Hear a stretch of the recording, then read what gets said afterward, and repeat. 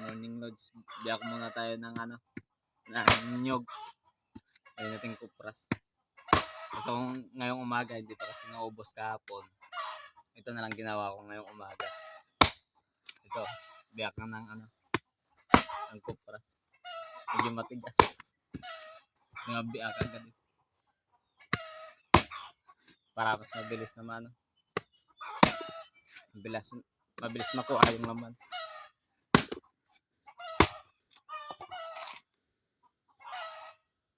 Ito, alam nyo to.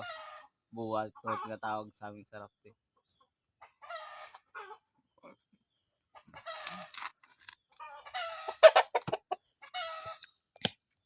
Ngayon natin apat. Apat na biyak. So, mas mabilis na.